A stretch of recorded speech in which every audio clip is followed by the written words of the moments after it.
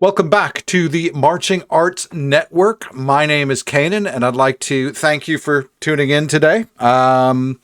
Little public service announcement. Without getting into too much detail, I had some online card details hacked this week.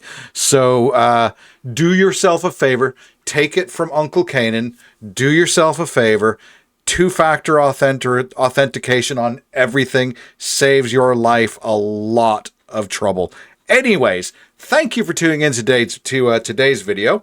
Rocking the Marching Arts Network swag t-shirt, and you can get your own in our merchandise shop below. And while you're down there, you can hit the old subscribe button and all that stuff if you haven't yet subscribed to the channel. So, what are we doing today? Right. What we're going to do today is we're going to, because it's the middle of nothing season, there's nothing going on. There's no WGI to talk about.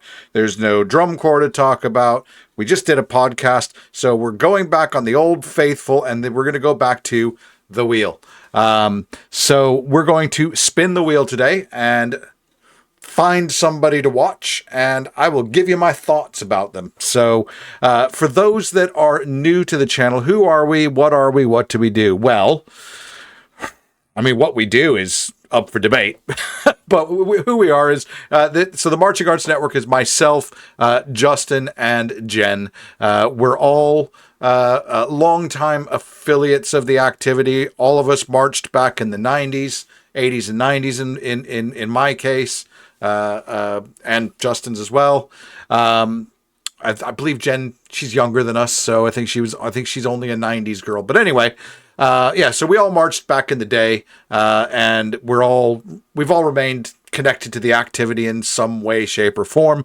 And we just like to talk about drum corps. And just the marching arts in general, because it's just something that we're all quite passionate about. So the wheel that I referred to, for those who don't know, or maybe are newer viewers to the channel, because we have had quite a few new subscribers. So the wheel is something that we did last off season. Essentially, we've got a big spinning wheel, which you'll see in a minute, that we populate with corps, and we spin it and watch what we watch. So last year, the wheel was populated off of a thread that was found on Reddit. Now, I know that Drum Corps Planet gets a lot of bad rap, but I'll tell you what, You will never find the more wretched hive of scum and villainy. We must be cautious. So anyway, so there was this thread on Reddit last year that was, who are the worst drum corps of all time? And I thought, man, that's kind of bullshit. You know, these kids go out there, they work their backsides off, and to have some no mark on come on Reddit and say that they were crap. So what I did was I populated all of the corps on that list onto a wheel. We spun it around, and we would talk about the shows. Liked some of them, didn't like some of them, but I think we tried to find constructive criticism and everything. Anyway, so this year I've kind of taken that idea and run with it. So the wheel this year is populated in several categories. Number one is DCI World Champions. So yes, the Blue Devils are on the wheel 21 times. Is what it is. In addition to that, we've got things like corps that have folded in their last year of competition. So that would be things like 1986 27th Lancers, 94 Freelancers, 95 Velvet Knights, and the like. So we've got that.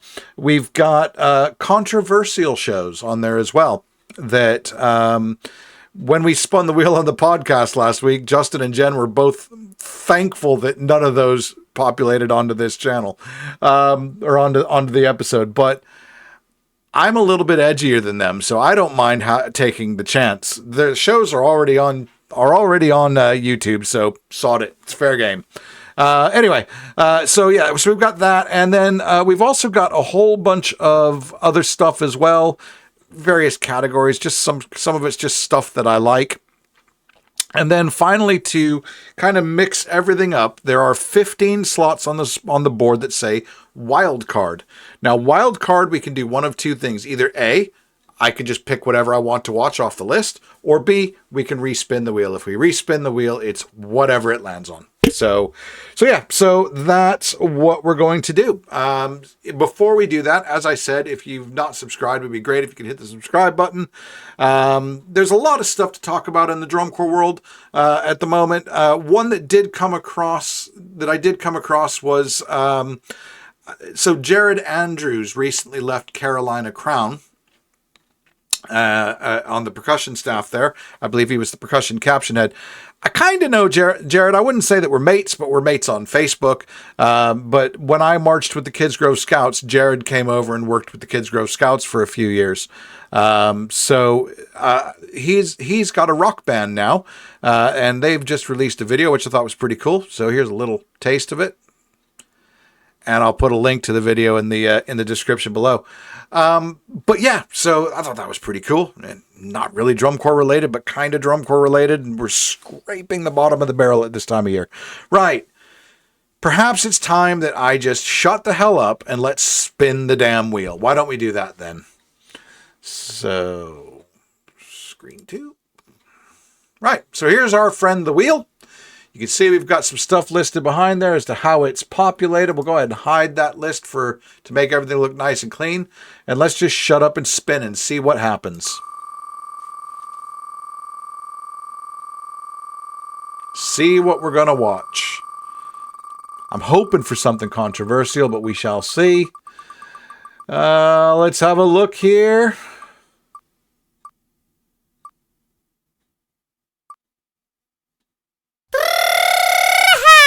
Ooh, where it all began, 1972 Kingsmen. Right, so 1972 Kingsmen is who we're going to be watching through the magic of cuts and all that stuff. You see, I got my cans on now. Right, so 1972 Kingsmen is who we're going to be watching. Let's just quickly go through the top 12 from 1972. So, first year of Drum Corps International, first year of the Drum Corps International Finals, and of course the 1972 Kingsmen were the first DCI World Champions. The top 12 that year was, I'll go ahead and read them off. 88.1, first place, Anaheim Kingsmen. Second place, the Blue Stars with an 87.45. Yes, the same Blue Stars as we have today. Third place, Santa Clara Vanguard with an 87.35. Fourth place, the 27th Lancers with an 86, dead.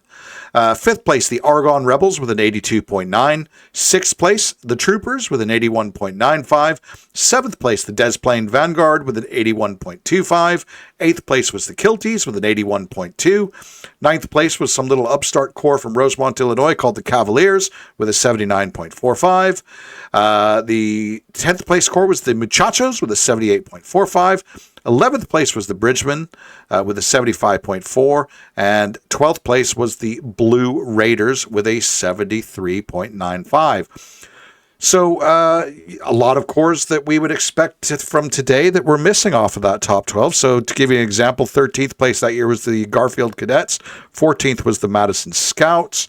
You got to go all the way down to 23rd place until you find Phantom Regiment. Just see if there's anything, and pretty much everybody else from back then is gone. Wow, that is some stark reading. Sorry, I'm looking at my phone here. That's kind of some stark reading when you look at it there. But yeah, so that was your top 12. So what we're about to watch for the younger members that maybe haven't gone back and dug deep into the archives of our activity, what we're going to watch is very, very, very different than what you would expect to see on a drum corps field today. First off, I apologize. The video's in black and white and it's in poor quality, but the sound is good, so we can work with it. We don't have, we don't have huge fast movement. We don't have crazy, wild, kaleidoscopic type drill. Everything is curvilinear, boxes, circles, up and down the yard line, so on and curves, something like that. It's very, very basic as far as if you compare it to what we have today. Comparing drum corps from 1972 to today would be like comparing a car from 1972 to today. Let's look at the Porsche 911. The 1972 version is completely different than the 2024, 2025 version of the same car. They're both a car. They both have the same name, but they are completely different. However, today's car shares the lineage of of that car from the 70s. I don't even know if they were making the 911 in the 70s, but I'm sure they were. They've been making that car forever. Anyway, that's just kind of the example that I'm using. Some other things to consider when watching this is that there is no pit. So anything that is being played whilst being moved had to be carried. So things like timpanis. You have a timpani line, 5 people playing the timpanis. Cymbals. You had a cymbal line. Everything that was played on the move is carried.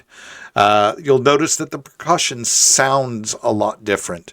Not so much the rudiments that they're playing, but the actual sound of the instruments. And again, that is down to the instruments themselves. The drums themselves were much bigger.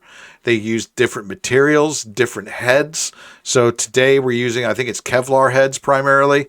I could be wrong. I'm not a drummer. Tell me if I'm talking out of my ass. But back then we were using Mylar, and I believe in some cases even gut. If I'm not mistaken. So the drums themselves had a completely different sound. It's actually a sound that I quite like, if I'm honest with you. The instrumentalists as well, you'll tend to find that there's not a lot of dynamic extremes.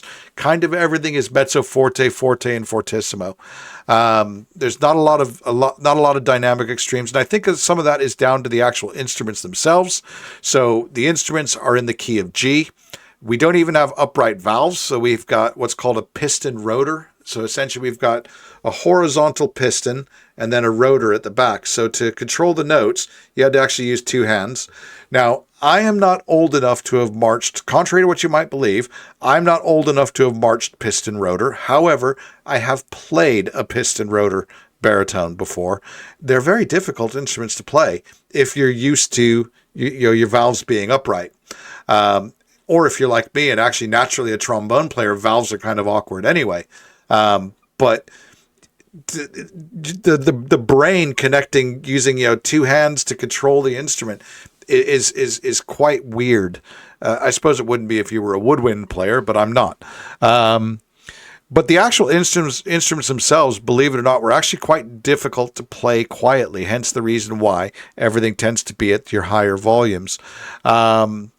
The actual arrangements of the music itself were a lot simpler. It was the arrangements were geared more towards technicality than they were about musicality. So you hear a lot of very technical passages, but not a lot of musicality as you like to think of it.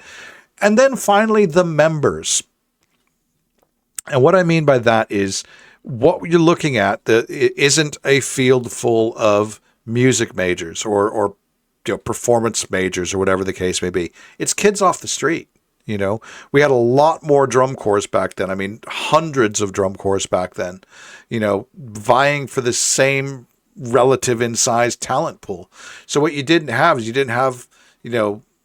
a Blue Devils, for instance, that had every single person in that corps was going to go on to do something in music. A lot of these corps from back in the day were essentially youth organizations. So I wouldn't be surprised if a good portion of the drum corps that we're about to watch learned how to play an instrument that year in the 1972 Kingsmen. So anyway, why don't I shut up and let's just go ahead and watch it and I'll try not to pause the video too much. Oh, some other things to look out for as well. Sorry. As far as show design. So you may have heard the terms off the line, the concert piece, the ballad, the closer, so on and so forth. So back in the 70s, all corps had an off the line. And if you think back to the 2017 Blue Devils show, where they started on the end zone, and you heard Jerry Seawright's audio over the top. That was actually an homage to the 1970s. So essentially, all corps started on the end zone, and they finished on the opposite end zone. So you had your off the line, and you had your closer. And then something else is, although I've seen, it's kind of hard to hear in this video, about a minute before the end of the show, you'll hear 2 pistol shots. And you'll see the judges. They're the guys in white shirts, although they kind of blend in with the core on this video that we're about to watch. But you'll actually see them back away from the core. And the reason why is that the last minute of the show, once the pistol shots went off, the execution judges stopped. Okay? And they were only judged from the box. So, and while we're talking about those execution judges, I read through the scores. They probably on the surface seem quite low, and they were quite low. And that was a product of the type of judging that we had back then, which was, and you've probably heard the term, but maybe didn't know what it means, is the tick system. You maybe even have heard people, in your core today say, "Oh, I ticked," but not really understand what that actually means. So a tick back then was essentially the judges calling out a mistake. That mistake could be something as minor as watching the snare line and one snare player stick height is slightly different than everybody else. Well, that's a tick. Okay. Or it could be somebody's out of step or whatever the case may be. Anytime the judges found a mistake, they would just tick. And essentially when cores stepped into the field of, or into the arena of competition, now notice I didn't say the field. When they stepped into the arena of competition, they stepped in with 100 points. The reason I didn't say the field was that prior to the performance, you had inspection. And inspection was where ticks started. So if they found a loose thread, a missing button, whatever the case may be, tick, tick, tick, tick, tick. And then throughout the show, as the judges found mistakes or something that made them have to make a comment, that was a tick. And at the end of the show, they would just count up the number of ticks and subtract them up from 100, and there's your score. So anyway, let's go ahead and watch this show, shall we?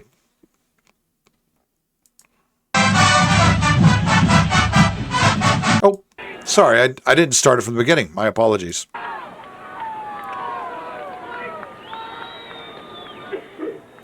So we've got March from Folk Song Suite, When Johnny Comes Marching Home, the Mickey Mouse Club March, Ritual Fire Dance, Sing, Sing, Sing, Exodus, and King of Kings. 1972 Kingsmen. Enjoy.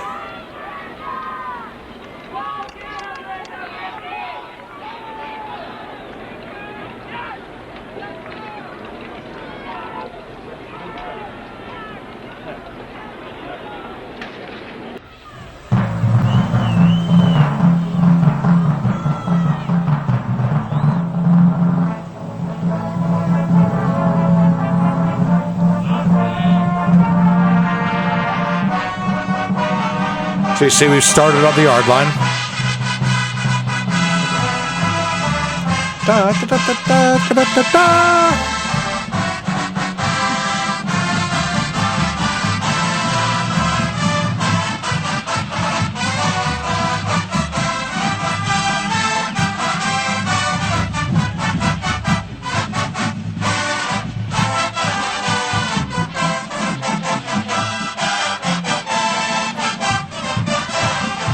I know it's kind of a hard video to follow because it's not very good quality, but I'd like to point your direction to the rifles. They are so good.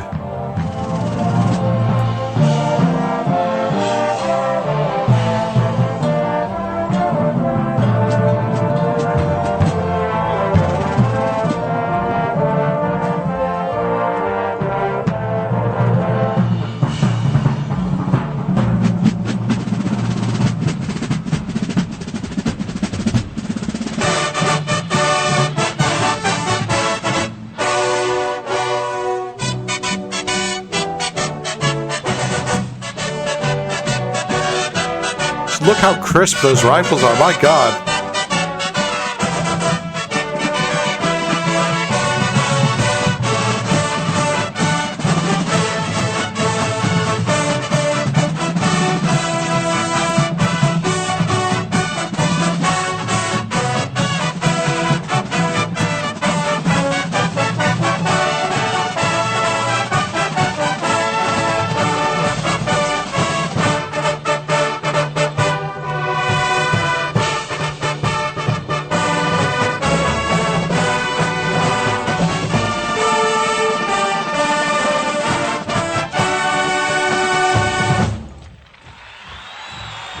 Another thing to consider as well is microphone technology for the recording. So I would venture to say that the baritones weren't sticking out as much in reality as just there was a microphone there.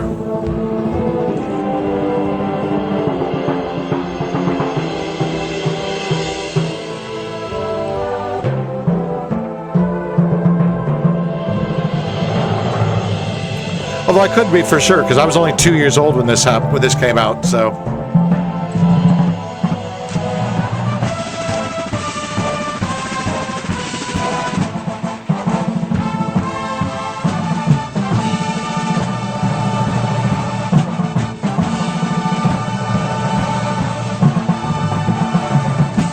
Actually, no, August. I've only been one.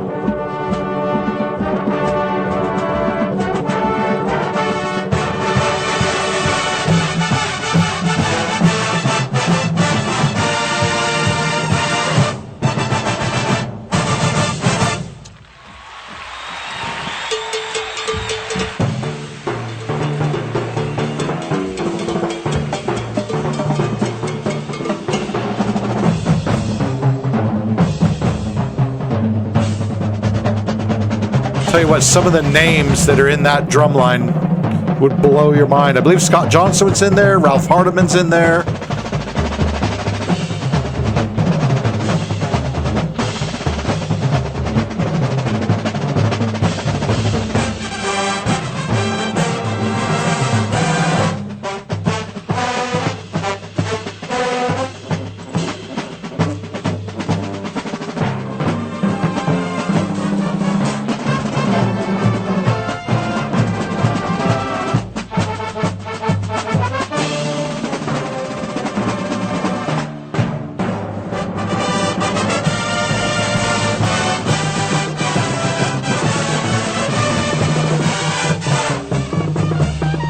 Go on.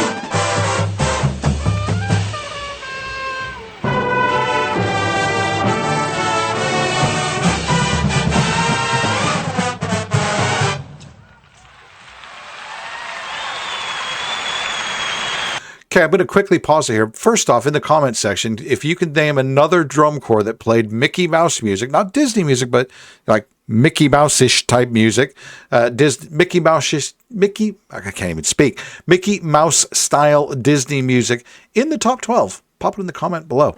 Anyway, so what you're going to see now is they're setting up for the concert. Now, I've had a look at the recaps here, and I do believe they took a timing penalty, which would have been part of that 88 score, because they did take an awful long time to set up for the concert. But you will notice that up in this part of the field right here, you've got the timpanis, and you'll see that they're setting their timpanis down on the floor. And the reason they're able to do that is because the concert was just what it sounded like. It was a concert section. We didn't march during the concert section. Concerts kind of went out of style probably about the late 80s, I would say. So I marched, my first year in Freelancers was 87. We still had a traditional concert section, but I think we were probably one of the last corps to actually have that. So essentially during the concert section, park and blow. So what an instrument could be grounded so long as the instrumentalist wasn't on the move. Hence the reason why the timpanis could place their instruments on the ground during this piece and this piece alone.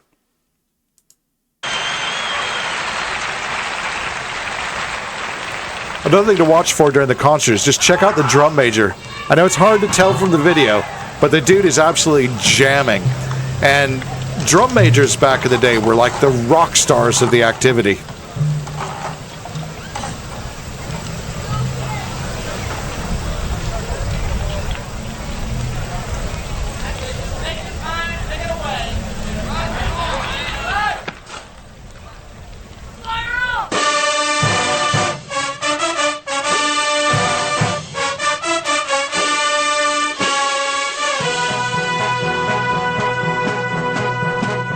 just listen how technically precise everything is.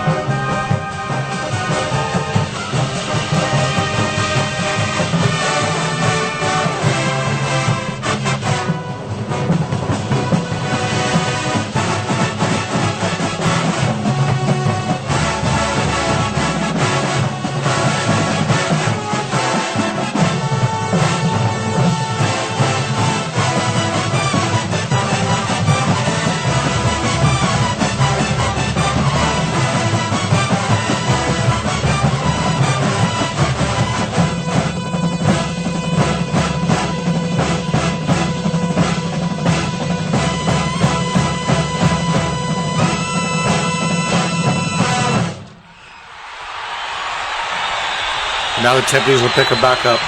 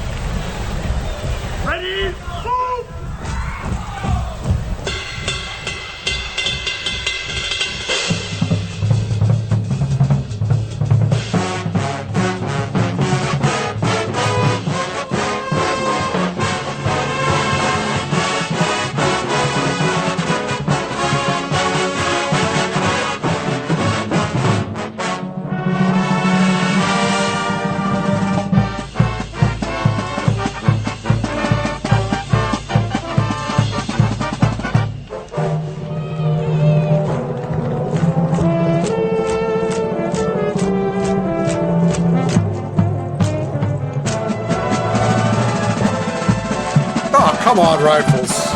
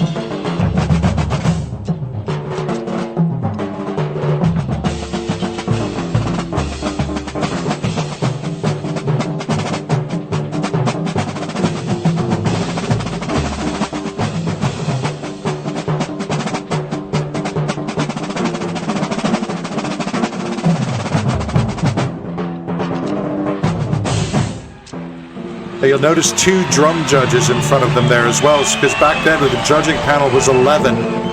So there was actually 2 field judges for each caption.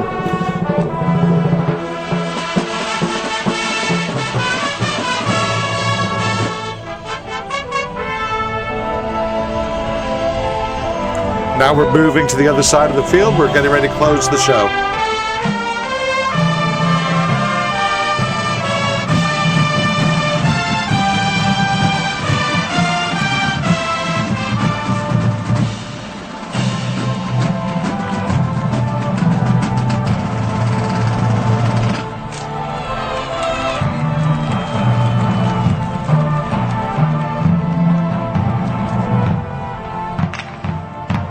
there's the pistol shot.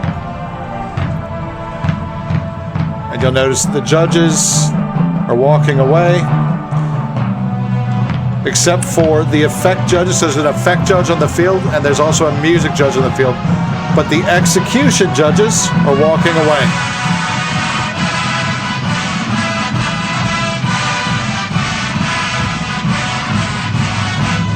And now all the judges are walking away because they've all realized that the pistol's gone off.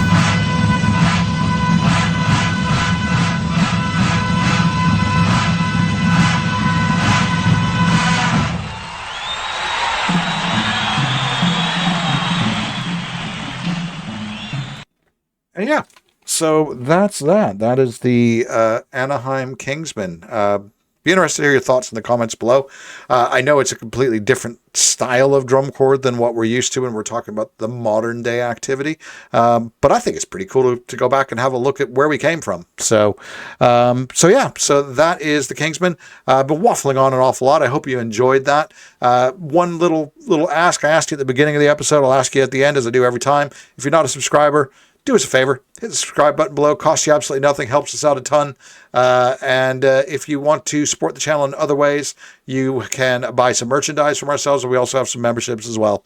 But yeah, that is it for this episode. I'll be dropping some more episodes over the coming weeks. I'm recording kind of a bank of episodes today. So I hope you enjoyed, and until we meet again, regardless of when you're doing it, how you're doing it, when you're doing it, who you're doing it with, just when you're doing it, make sure, march on. Take care. Ciao. Oh, and 2-factor authorization. Goodbye.